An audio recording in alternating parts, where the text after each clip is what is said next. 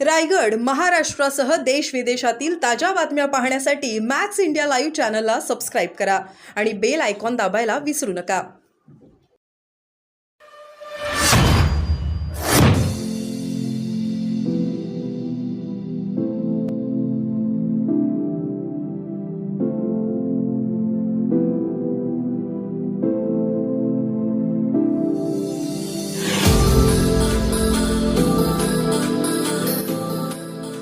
महायुतीत राहून अशा प्रकारची एकमेकांविषयी नाराजी करणं योग्य आहे असं मला त्या ठिकाणी वाटत नाही.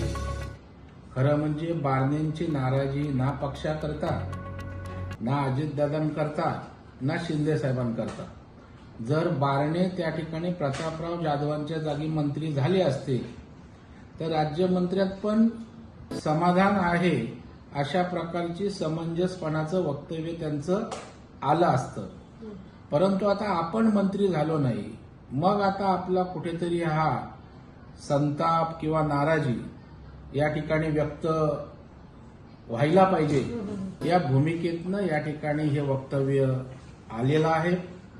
तसं पाहिलं तर आपण बारणेंच्या भूमिकेबाबतीत बोलत असताना जर एवढे खासदार आहेत तेवढे खासदार आहेत हे वक्तव्य असेल तर मला वाटतं 105 आमदार भारतीय जनता पार्टीचे असताना सुद्धा मुख्यमंत्री एकनाथराव शिंदे साहेब झाले, उपमुख्यमंत्री 5 वर्ष मुख्यमंत्री असताना देवेंद्रजी झाले, नंतर केवळ उपमुख्यमंत्री नाही पुन्हा एक उपमुख्यमंत्री झाला. मग इथे आमच्या आकड्याला काहीच किंमत नाही का? परंतु या ठिकाणी आम्ही एका विचारधारेवर, हिंदुत्वाच्या भूमिकेवर शिंदे साहेबांबरोबर युती केले, ज्याचं सुतोवाच श्रीकांत शिंदेनी त्या ठिकाणी केलंय की आम्ही बार्गेन किंवा जागांसाठी एकत्रित आलो नाही. तर मला वाटतं तशाच प्रकारची भूमिका बारणे किंवा सर्व संबंधितांनी घेतल्या पाहिजेत आणि पक्षाच्या अंतर्गत गोष्टी महायुतीतल्या जाहीरपणे न बोलता 4 भिंतीत पक्षाच्या प्लॅटफॉर्मवर बोलाव्यात अशी नम्र अपेक्षा या महायुतीच्या सर्व प्रवक्ते नेत्यांकडून या ठिकाणी आहे. कारण आपण बघाल बारणे यांनी बोलत असताना आता लोकसभेची निवडणूक संपली म्हणून बारणे बोलायला मोकळे झाले.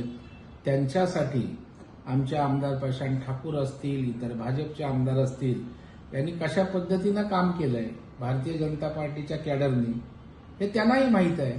परंतु आता आपल्याला मिळालं नाही, निवडणूक संपले, मग आता बोललं तर काय फरक पडतोय? 5 वर्ष मी खासदार आहे ना, ही भूमिका मला वाटते योग्य नाही.